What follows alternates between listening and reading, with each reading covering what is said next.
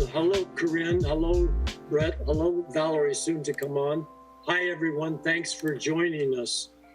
They were just talking about Star Wars, which I love, but we're going to go back 2,000 plus years ago and listen to some poetry from Horace.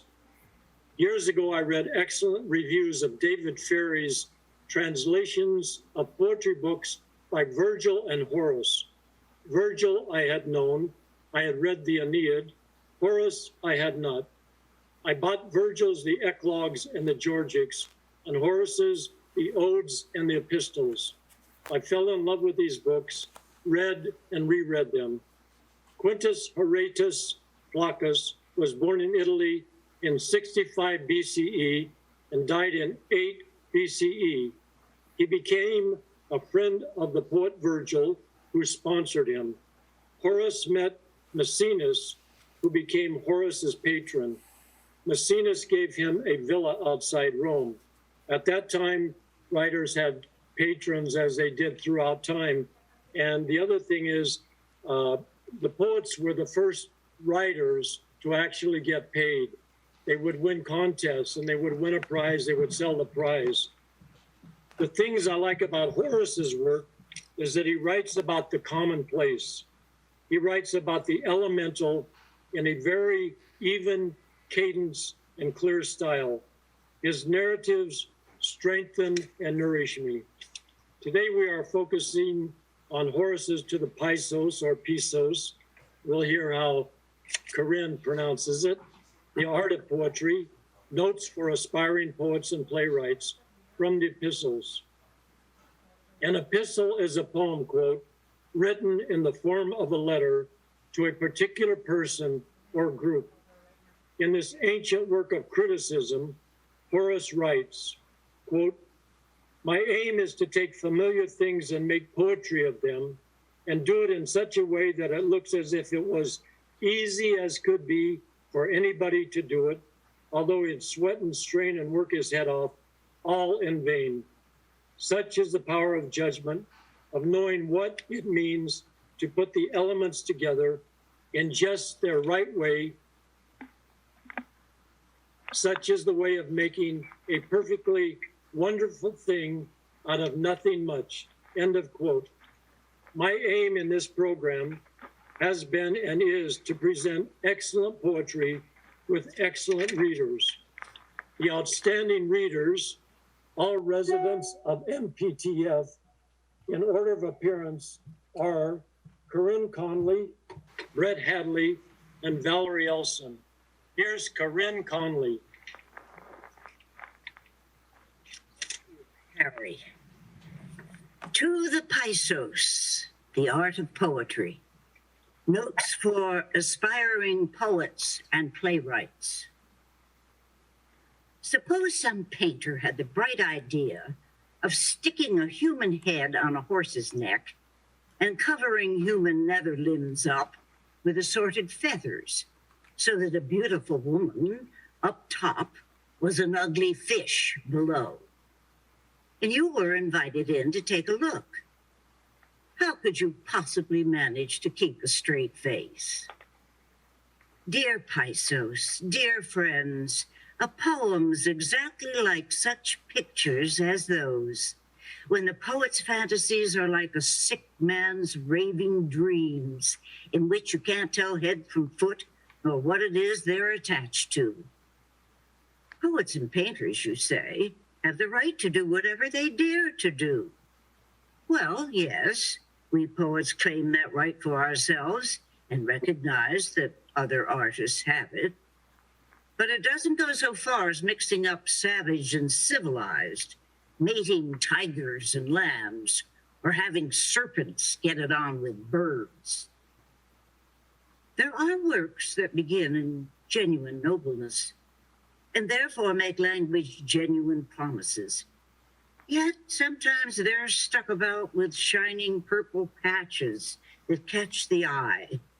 For example, a pause to tell you all about Diana's Grove, or the stream that winds yet hastens through the fields, or to have you admire the far-off scenic Rhine, or the rainbow you can see when the storm is over. There are places for things like these, but often not in the places where they occur. If what you know is how to draw the pictures of a cyclist, that's not much use if what you're paid to do is to paint the picture of a panicked sailor swimming away from the sinking wreck of his ship. Why does what was supposed to turn out to be a wine jar when the job began turn out, when the pottery wheel stops turning, to be a jug? In short, whatever the work is supposed to be, let it be true to itself, essentially simple. Father and worthy sons, we poets often know what we're aiming at, and often we miss. I try my best to be terse, and I'm obscure. I try for mellifluous smoothness, smooth as can be, and the line comes out as spineless as a worm. One poet, aiming for grandeur, booms and blusters. Another one, scared, creeps his way under the storm. And another, desiring to vary his single theme in wonderful ways, produces not wonders, but monsters. Dolphins up in trees, pigs in the ocean. If you don't know what you're doing, you can go wrong, just out of trying to do your best to do right. Down near the Emilian School, there's a craftsman's shop where he's very good at imitating in bronze things like toenails or wavy hair. But it turns out badly, because in fact, he isn't any good at all at doing the whole body. If I wanted to write a poem, I'd no more want to be like him than if I were happy to live with my nose all crooked and funny, just because I was praised for my shining dark eyes and lustrous hair. Aspiring writer, be sure to be careful to pick material that you're strong enough to handle. Give careful consideration to the question of what your shoulders can carry and what they can't. The man who does this will find he doesn't have trouble thinking of what to say and in what order. Order's important. The virtue and beauty of some long-promised poem, unless I'm mistaken, often depends on the author having judiciously chosen to say the thing that ought to be said right now, and keeping other things back for later on, favoring one thing over against another. And furthermore, if you're shrewd about how to do it, and do it very carefully, you can work it so that the context makes a word that's worn from being too familiar seem brand new. And if it comes about that you have to invent new words because your subject's so abstract or recondite, you can invent new words the Sethaji and their loincloths never heard of. And you'll get away with it, as long as you do it circumspectly. You can get by with words recently coined if you get them from the Greek, and if you don't attempt to overdo it. Why on earth should Cecilius and Plautus be allowed to do what Virgil and Varius aren't? And why should I be sneered at if I try to add my little bit? When Ennius and Cato gave us new names for things, and doing so made our language by what they did so much the richer. It's always been allowed, and always will be, to introduce new words, fresh from the mint. Just as in forests in the changing year, new leaves come in, and the oldest drop away. So it is with words. The old ones die away, and the new ones bloom and prosper in their time. We, in all that we do, are bound to die. The royal work that welcomes in the sea, sheltering fleets from storms and man-made bays, the useless swamp, once fit for nothing but oars, now fit for the plow and nourishing its towns. The river, once the ruiner of fields, now taught the art of going its harmless way. All things mortals do and build are mortal. How mortal then the glories of our speech? Words that have fallen away may rise again. Words now in honor may fall if use, which is the governor of our language, should decide. Homer first showed us how the verse should move. It tells the deeds of kings and sorrows of war, lines paired unequally, as spoken broken-hearted. Perhaps were first a vehicle of grief, lamenting one who died, and after that became a vehicle of thanks for health restored after a votive offering. It's not entirely clear, the scholarly jury is still out, concerning how the verse called elegiac came into being, and who was the first poet who wrote it, and for what reason. Raging Archilochus used iambic meter to be his rage's weapon, and it was also appropriate for the theater as well, for comic sock and tragic buskin both, because its urgent alternating rhythm propels the energies of the dialogue and drives the action forward and wins out over the coughs and whispers of the customers. To the cadences of the lyre, the muse gave stories of gods and of their children, and stories of how the boxer won his victory in the ring, and the racehorse came in first at the hippodrome, and stories of lovers' cares and the joys of wine. If I didn't know how these ways of writing differ, in what way they are suited for, and if I didn't act on what I knew, tell me, would I have any right to be credited as a poet? Why should I be ashamed of having knowledge? Comedy oughtn't to want to be set out in measures appropriate for tragedy. The terrible family meal Thyestes ate ought not to be told about in an everyday manner, appropriate on the stage for comedy. Let every genre keep its proper style. There are times, to be sure, when comedy raises its voice. An irate, roaring Creamies berates his son, and sometimes it's the case in tragedy, when Peleus or Telephus is grieving in poverty and exile. He must give up his vaunting high heroic words and use instead of these the language of common speech in order to touch the hearts of those who listen. Sheer abstract beauty isn't enough in a poem. Its language must so persuade the listener and act upon his soul that he'll respond as the poem intends. Men smile if the language smiles. They weep if the language truly weeps. If you desire to hear me weep, you must truly grieve, O Peleus or Telephus, and I'll grieve as if I suffered your cause of grief. But if your words don't suit your circumstances, then I may laugh at them or fall asleep. The countenance of sorrow requires a deeply expressive language of sorrow. Anger should shake and reverberate with its rage. Delight in the joke should play and delight in the words of the way it's told.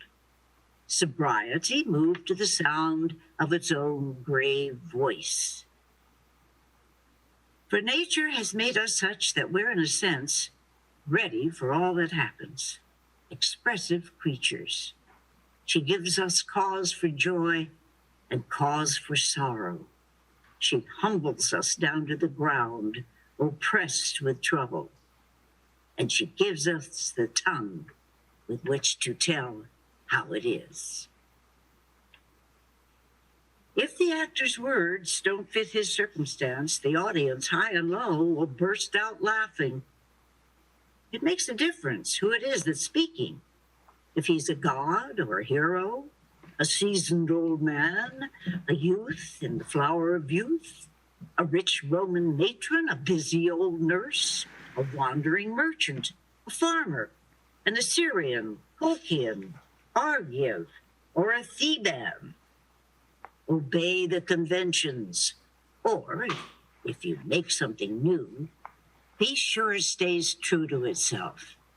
If in your play you're bringing back the embassy to Achilles, make him bitter and stubborn, impetuous, irascible. If it's Medea, ferocious and implacable.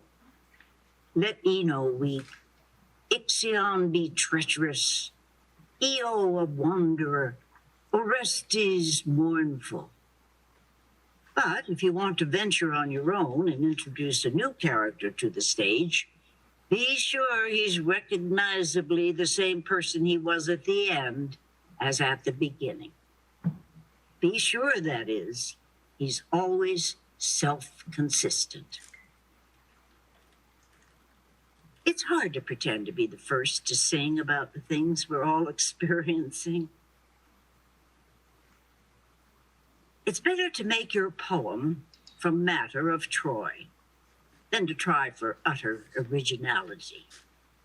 For if you don't just lazily saunter about on the easy paths of the public domain, you'll earn your rightful ownership as part of it, so long as you're not a pediscus slave following foot for foot, 1 foot at a time, into the trap of timorous hyper-correctness.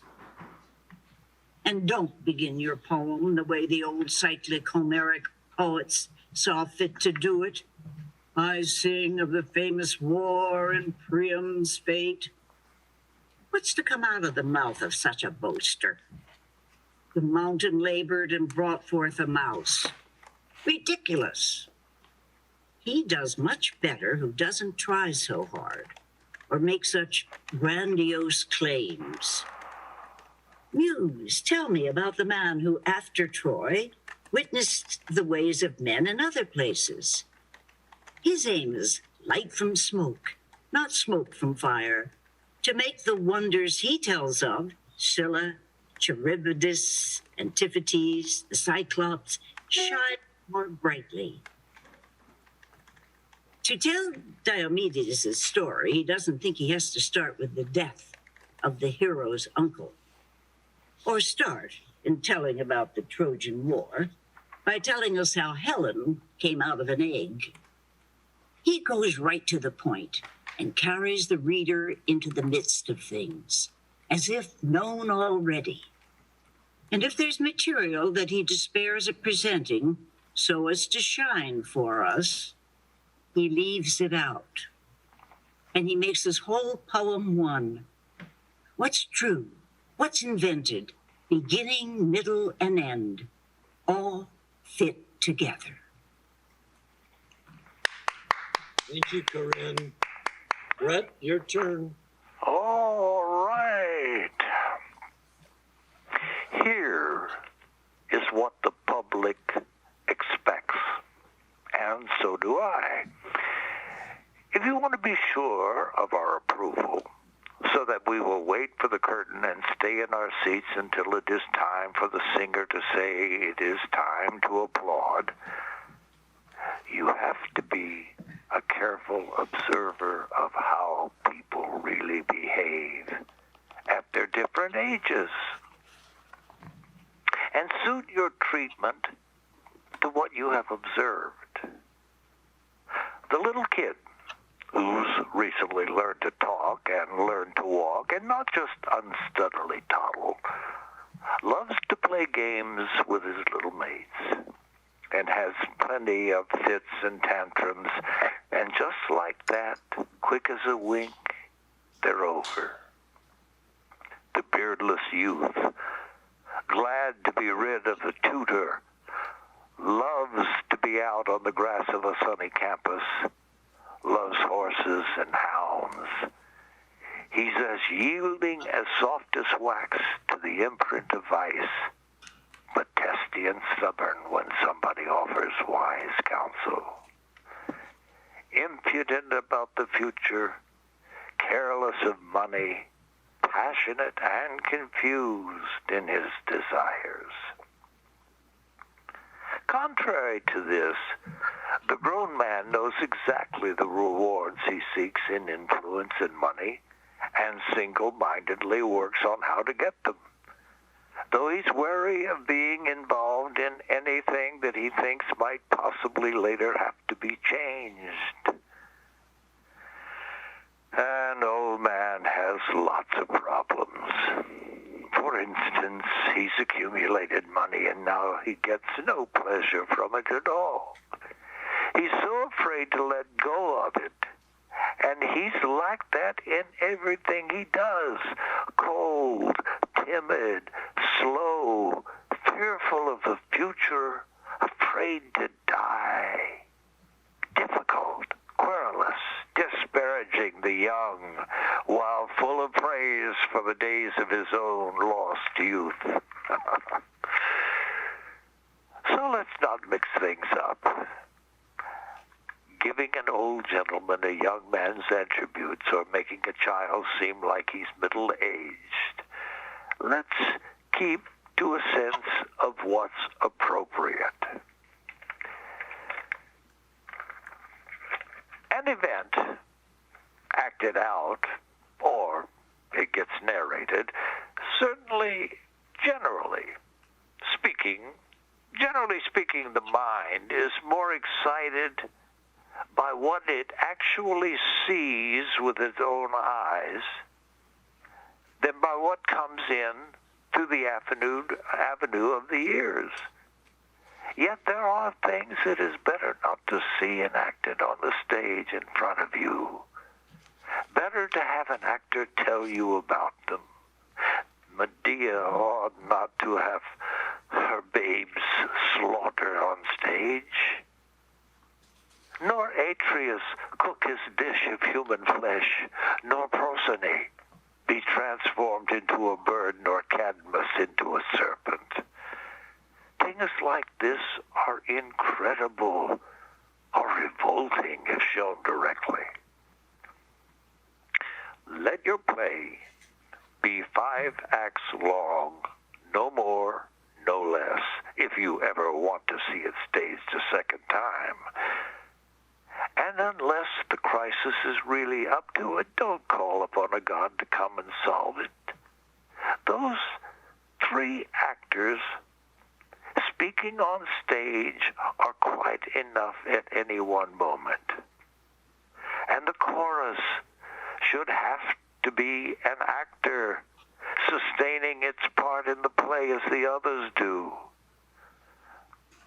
Nothing the chorus sings between the acts should fail to carry forward the design.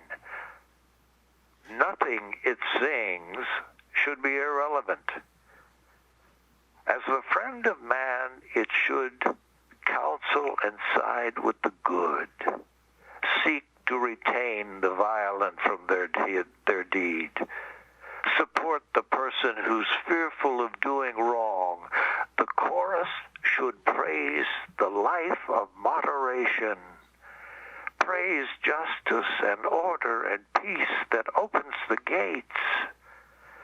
The chorus bystander should keep the secrets it knows and pray to the gods that the fortunate depart from the haughty, bestowing its favors once more on those who are wretched.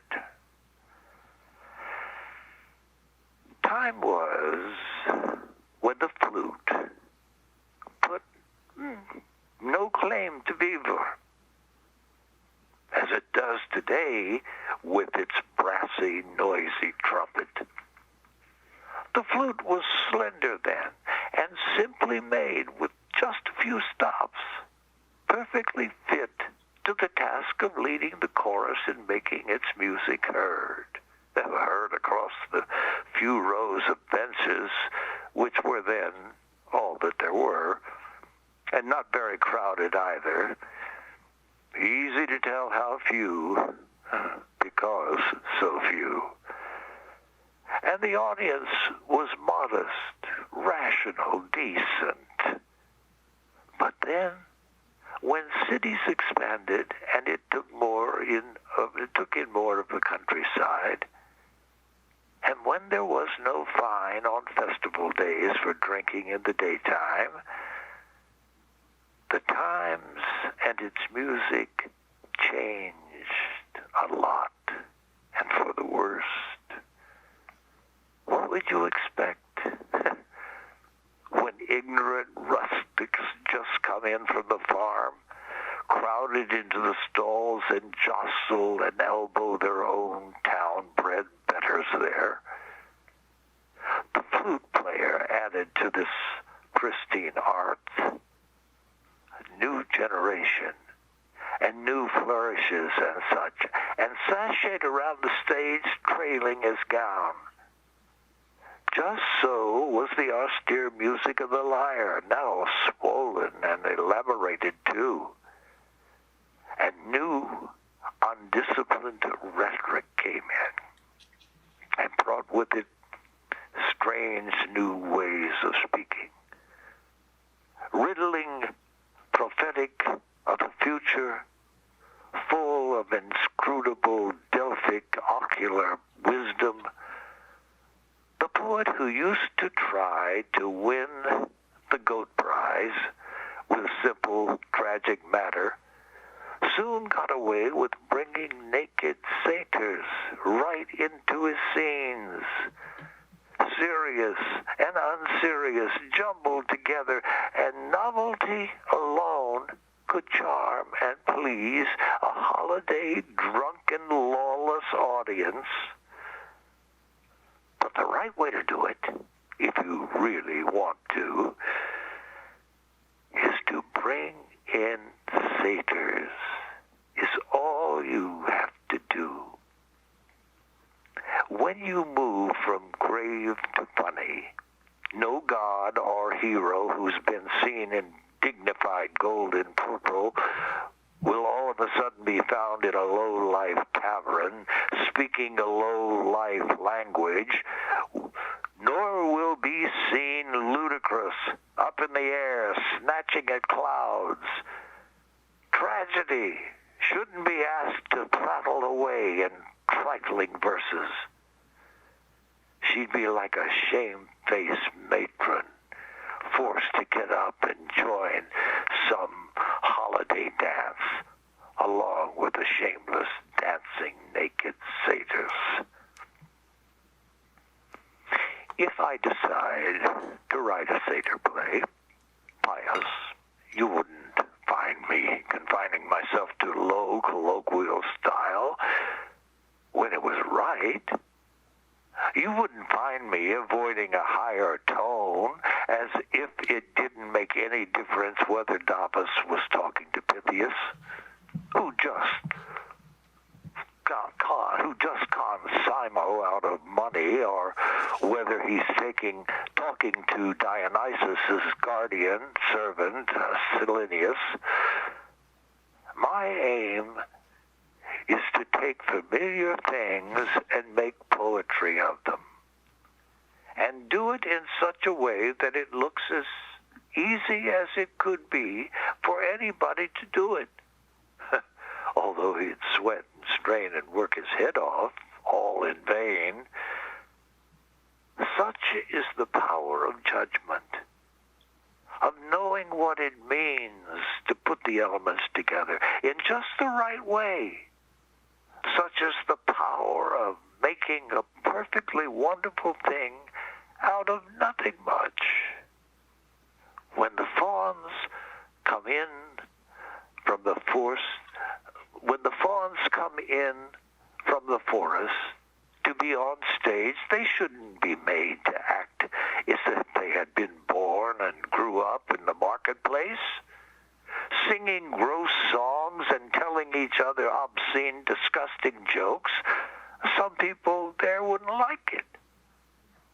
The gentlemen, the heads of households, the solid citizens who can't be expected to greet with approbation the things that the popcorn buyers seem to fall for. A short and then a long is called an iambus. Light on its feet, iambic trimeter. It's called by that name, though it's really made of 6 unvaried, steady beats that move along with the line. But powerless, but spondees were recently admitted so that the line might move more slowly and more gravely. How slow the pondies moving along. How slow, though not allowed in the 2nd foot or the 4th. Old Accius, in his well-known trimeters, seldom used the iambic foot, nor imbus either. Battling the boards with pounding or ponderous verses, produced either with hasty, careless, or produced either with hasty, careless, or because too little about his craft. Not everybody knows enough to tell when verses are unmusical. And so old Roman poets have found it very easy to think that they've been given permission to be slack. Doesn't that mean that I am free to be licentious? Or does it mean I should assume that all faults I have will be apparent to all, and therefore I should warily write so as to have some hope of getting through unblamed? The most I can say is not that I have been praised, but I have gotten through more or less unblamed. So, study Grecian models, night and day. Your ancestors, you tell me, lavished praise on Plautus, both for his wit and his versification. But if we learn how to tell coarse speech apart from elegant speech, and so if we learn by ear and by finger count to discern true music, we'd have to say their praise was foolish and lax. Therefore, non-existent tragic genre was first invented. So they say by Thespis, whose players went from town to town on wagons, their faces painted with the lees of wine. And then Esquivel came along and built a little platform for his buskin players, wearing the masks and beautiful costumes he devised. He taught them high deportment and lofty speech. Old comedy came next, worthy of praise, but its liberty turned into license, its force into violence and riot, and the law rightly was invoked and was obeyed, and the chorus shamed, was silenced, rendered harmless. Old Roman poets have tried every style there is, nor have they the least deserved the praise they've won when they have had the audacity to stray from Grecian paths in order to celebrate the deeds of Rome upon the Roman stage. Nor would Rome be more glorious for its deeds of valor and conquest than for the letters of valor and conquest if it weren't that every last one of our poets lacked the patience to put up with the tedious business of the polishing file. Descendants of Numa, withhold your favor from any poem that doesn't show some time spent on it. The blotting, the putting, the pruning, the cutting, amending, putting the polished surface 10 times over to this fingernail test.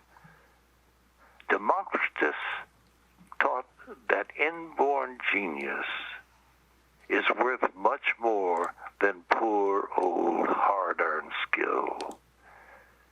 And he shut the door to Helicon, to any poet who happened to be in his right mind. And ever since, there are a lot of poets who wouldn't dream of cutting their nails or shaving their beards and love to hang around in lonely haunts from the public baths. The way to gain a poetic reputation is never entrust to any barbershop the shaggy head. The Heliaborn, the madness with medicine, couldn't in dosage after dosage possibly cure. Thank you, Brett. Valerie Elson next. What a fool I am for purging myself of bile each year as soon as spring comes around again. Nobody would write better poems than I if I didn't do so. But what on earth's the point? Instead, I'll choose to be a kind of whetstone, good for sharpening steel to a cutting edge, but itself unable to cut. Though I write nothing, I'll tell what it is to write, what fosters a poet and makes him what he is, what's right, what's wrong, what paths he ought or ought not to set out on.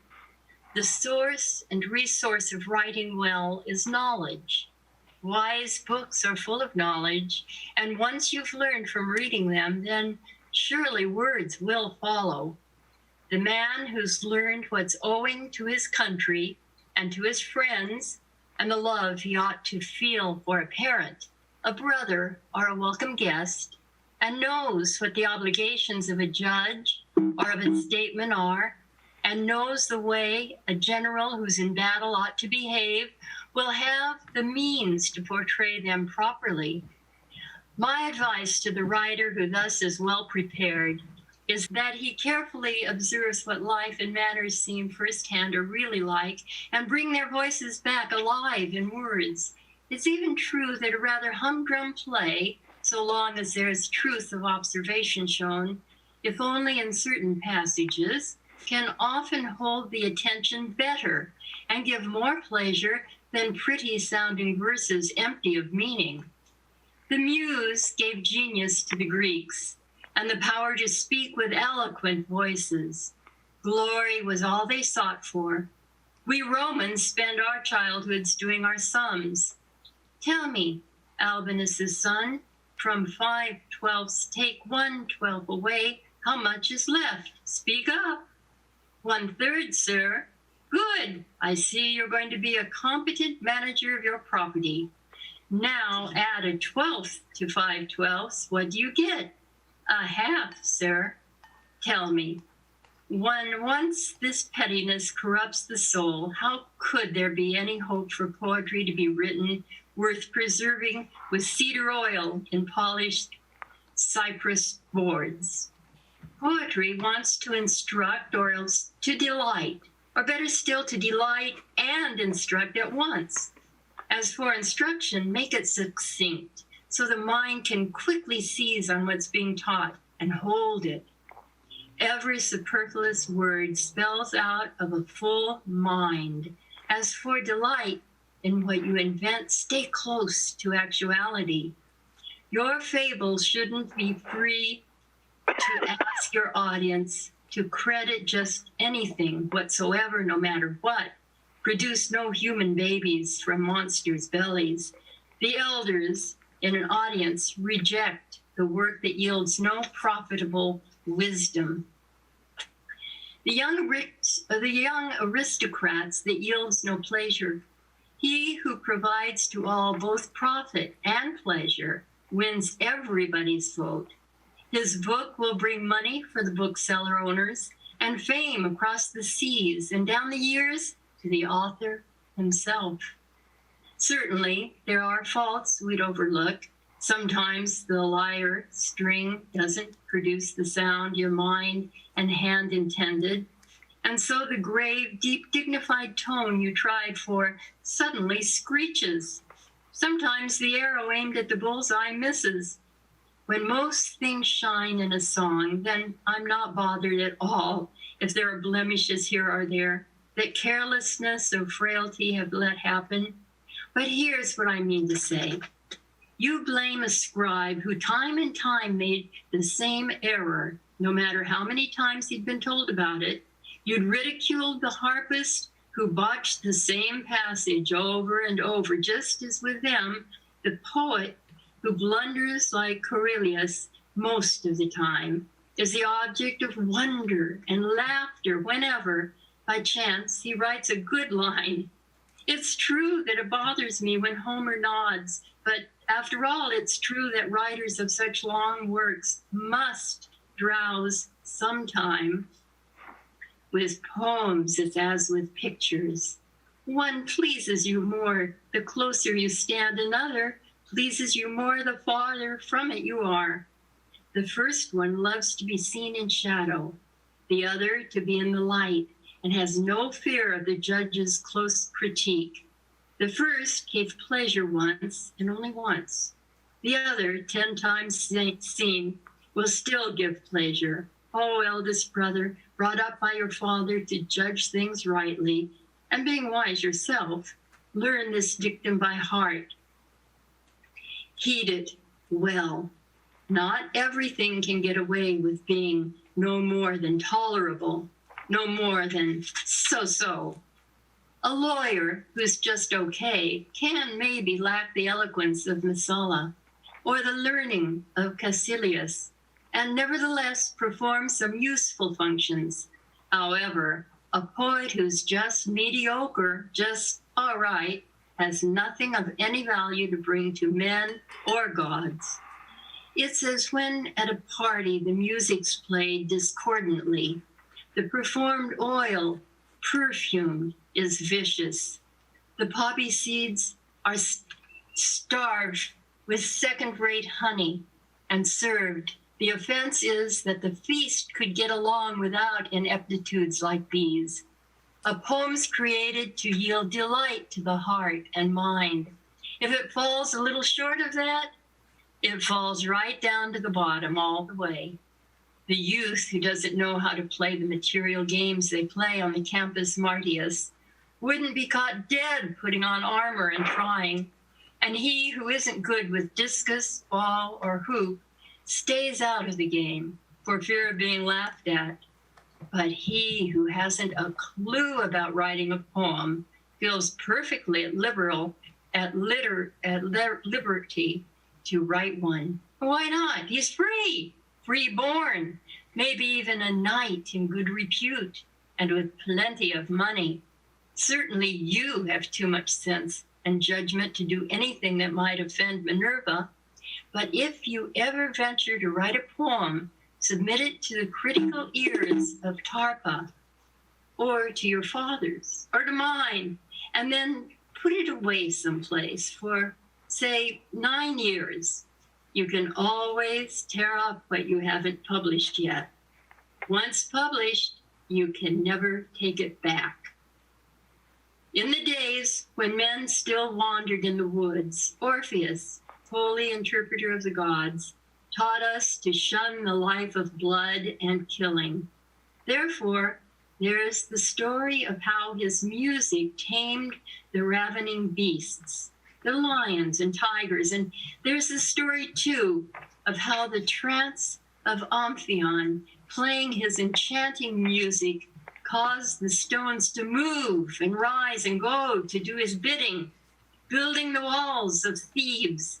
This was the wisdom of song in days gone by, to know how to tell the difference between public and private, the sacred and the profane, to curb licentiousness and put in place the rules of marriage, establish cities, and on wooden tablets write down settled laws. This honor and glory as to divinities came to the earliest poets and to the songs they sang. Then it was famous Homer's time, and time for Tertius to rouse men up with his martial verse, the glorious battle. Oracles spoke in song. The way to live was taught to men in music. Music tempered the haughtiness of kings and offered delight at the end of the long day's toil. We need not be ashamed of how the muse accompanies on her lyre, Apollo singing. The question often comes up whether a good poem derives from nature or from art. The truth of it is, learning is nothing at all without the bounty of nature, and nature talent is nothing at all if left to itself untaught. Each has to depend on the other, and so together they do the work as friends. The runner who wants to win the race has, since he was a boy, put up with a lot in training, has sweated and strained, and kept himself away from wine and women. The flutist who wants to play at the Paphian games studies his lessons hard, scared of his teacher, but poets today find it perfectly easy to say, I love this poem I wrote, it's wonderful, I'm the king of the hill. They wouldn't dream of being left behind or of confessing that they hadn't learned what they hadn't tried to learn. Just as an auctioneer calls out to gather a crowd to show off his goods, so too a poet calls on his flatterers all to gather round him. But if there's something in it for them, a good dinner, security for a loan, or help with a lawsuit, how will he ever tell who's true and who's false? If by any chance you've given someone a present or let him know of your intent to give one, don't ask that delighted person in to hear the verses you've just written. He's sure to cry out, beautiful, oh, marvelous, just perfect, to keep time to your meters with his exact feet. Turn pale with sympathetic weeping. Weep. A hired mourner at a funeral is likely to sob and gesticulate more than the truly bereaved. So he who secretly devices shows that mourning and feeling than a true admirer would. It's said that a king who wants to see into a man, to see who he is, test if he's worthy of trust, will offer him cup after cup of wine to find out. If you want to write poems, don't let yourself be fooled by what the foxly hides from you. If Quintilius read a manuscript of yours, he'd say, please, if you will, change this and this. And if after you tried and failed to make the corrections he'd advise you to make, he'd tell you to tear it up and take it back to the forge to be remade. And if you got defensive and wouldn't even try, he wouldn't say another word or waste another minute to come between yourself and your self-love. A forthright, reasonable man will tell you candidly when you've written lifeless verses, or harsh or graceless verses. He'll take his pen and draw a firm black line right straight across them. He'll exercise fancy writing. He'll demand that you clarify what's ambiguous or obscene. He'll make a mark wherever a change is needed. He'll be an aristocracy. He'll say, never, why should I hurt the feeling of a friend over such little things? Such little things are serious matters of the work of his friend is going to be the object of derision. Sensible people run from the crazy poet, as afraid to touch him as if he had the itch, or the king's disease, or Diana's lunatic frenzy. The little children follow him around, jeering and taunting.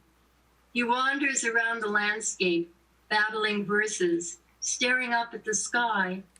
And if, like a birder intent on sighting a bird, he happens to fall down into a well or a pit, he calls out, "Citizens, help!"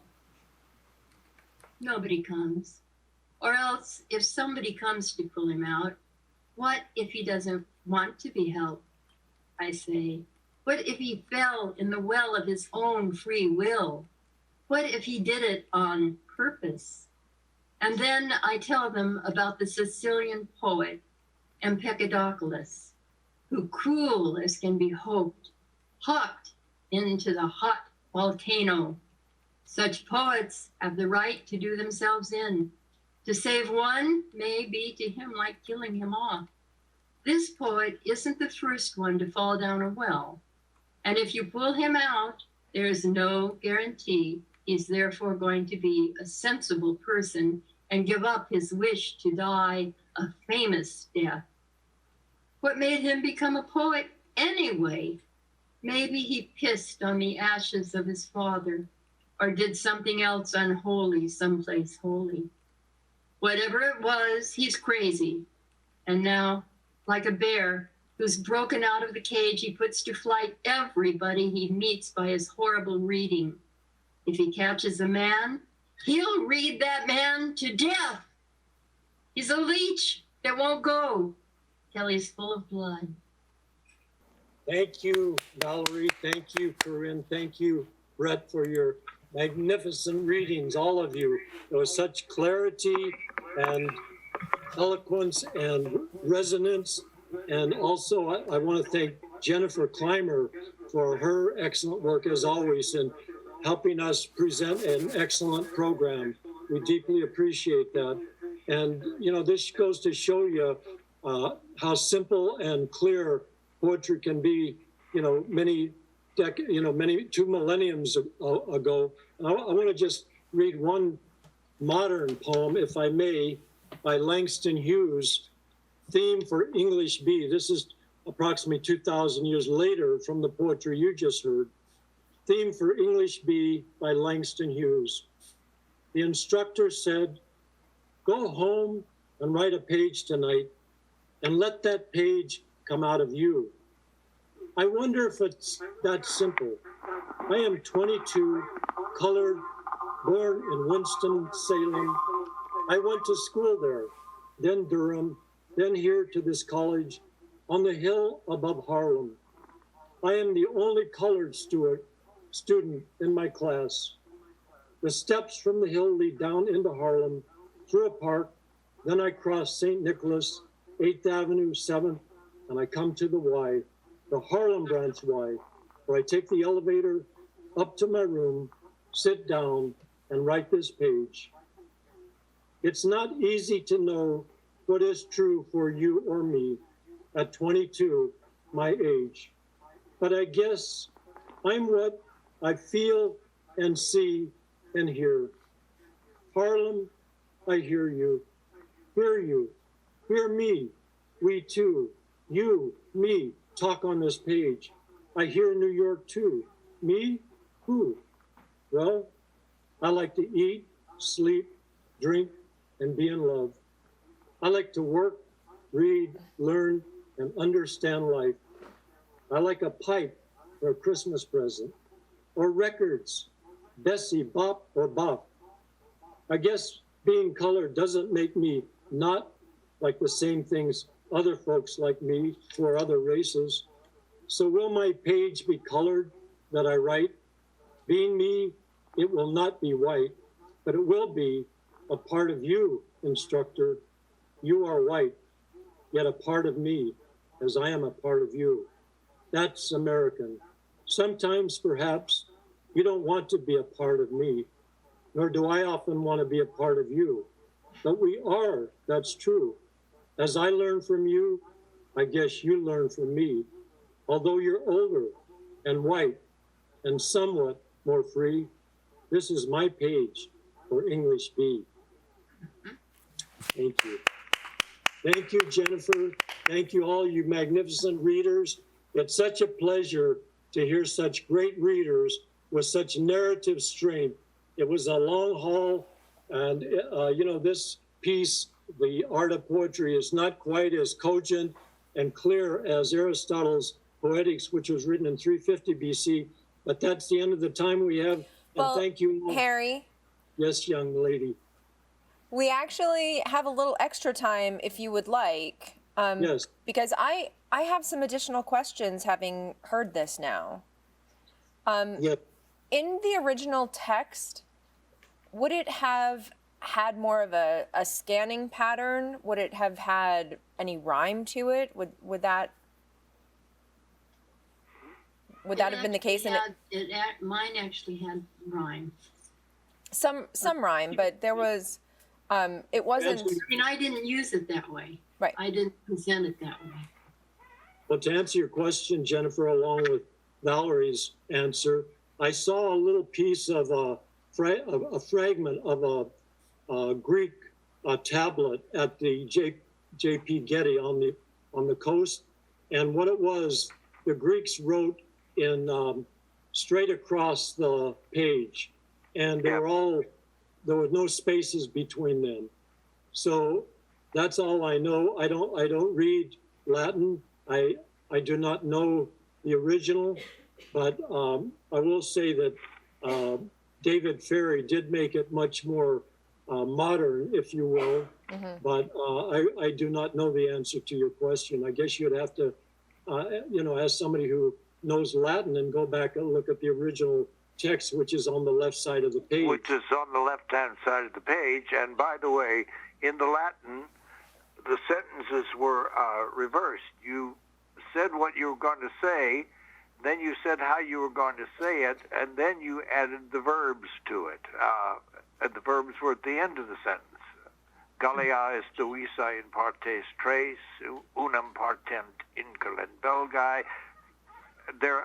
It is in the structure of that, and therefore rhyming schemes and meter would be very difficult to achieve. Mm-hmm. Very difficult to achieve. In either of those, I don't know anything about Greek, and the Latin. This is Latin. This is Latin, and the goes back to the Greeks, obviously, and then the Latins picked it up.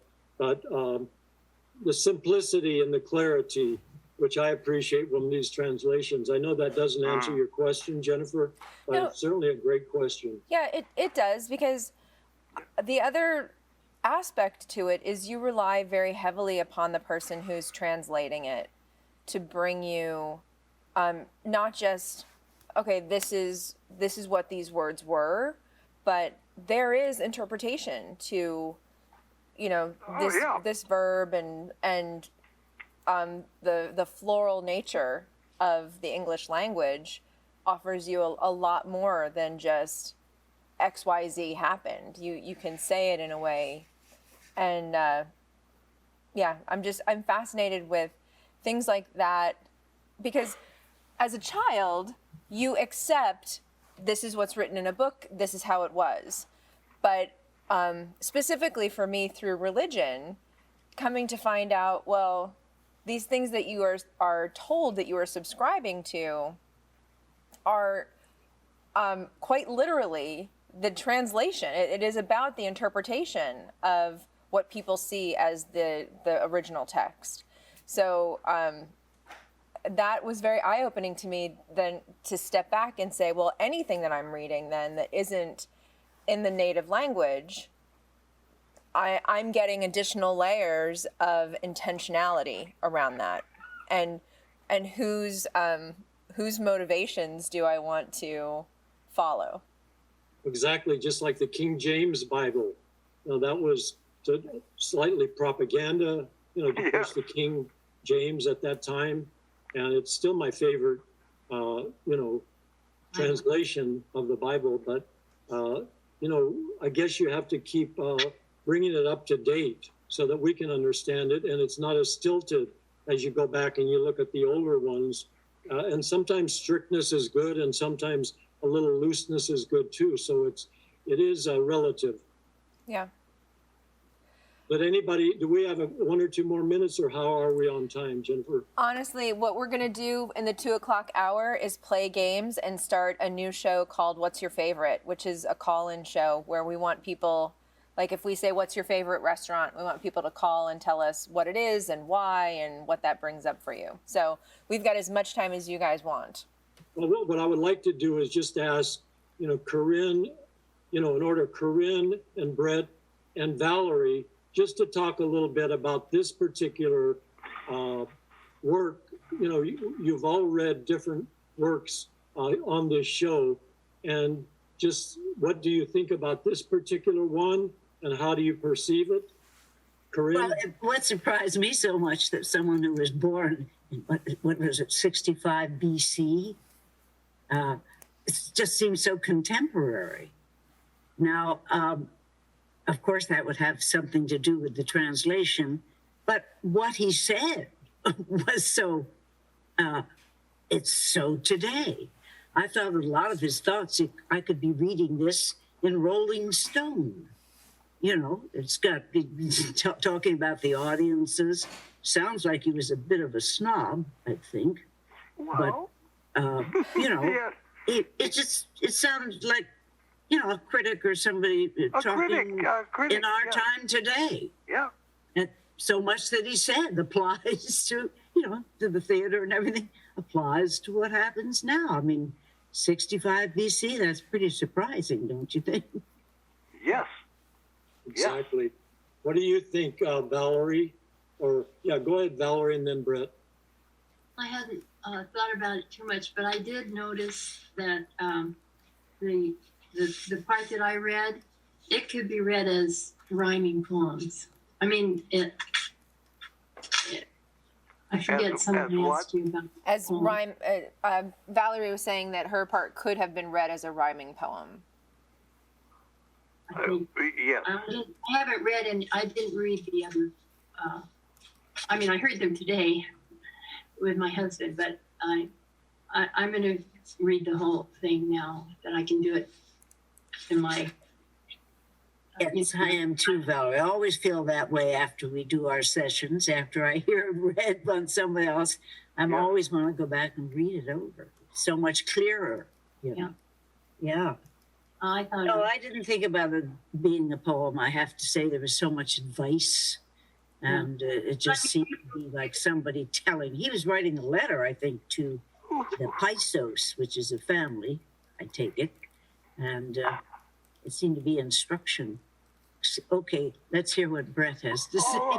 I'm trying to think of the pundit of the primarily 40s, 50s, 60s, who always had the pencil up by his nose, and he was from one of the of course Ivy League colleges, and a great pundit and a great wit, and he was very funny when he was always I know who you're talking like this, about. and we would set this up, and this is the way it should be, and I think you will all agree with that, of course, because I said it. So wait, Harry's got it. William Buckley. William Buckley. Buckley, yes, William F. Buckley, yes, right. Well, and that's the way I saw my section of it. This is the guy who is going to tell you guys who use the F word and can't use any other word, you do this. This is the way it should be done. Go back to the Grecian. And, of course, the Grecian way, nothing has been devised in the history of theater except an invention of something that was not put there by the Greeks. The Greeks invented it all, everything, it's all there. Exactly. And then just to go back to what Corrine talked about, years ago, centuries ago, there was a painting of Icarus falling from the sun. And then down below, you had all of these merchants, selling their wares, somebody going to get on a boat. And it just shows you, which we all learned in acting class, is even if you do a classical play, You don't have to reach for, some idea that you have of the way they may have acted or spoken, but you speak just the way we speak today, very conversational. Maybe the tone has become a little more conversational. Movies, the intimacy of movies have all taught us that. So this has been a very valuable a session, and thank you all once more. And once again, I just want to thank Jennifer for all of her marvelous work. And, throughout the work we do, whether it's technical or even our own expression, speaking purely for myself, there are imperfections. And so we have to learn to not only try to be as great and perfect as we can, but also, not only morally and technically, but also each one of our own imperfections, and then just to accept them, and especially as we get older. We do find our limitations. So I want to thank you all. And this is the last thing I'm going to say. Thank you once again for your marvelous work. It's always a pleasure. Over to you, Jennifer. Thank you guys so much. And I would just like to say, put this out there. I have lost my imperfection, and if you find it, let me know. Okay? Hey, His what? he's lost his imperfection. So if you find it, please let him know. But I hadn't noticed. Yeah. today of all days, he gets to be perfect. Still, yes. Still.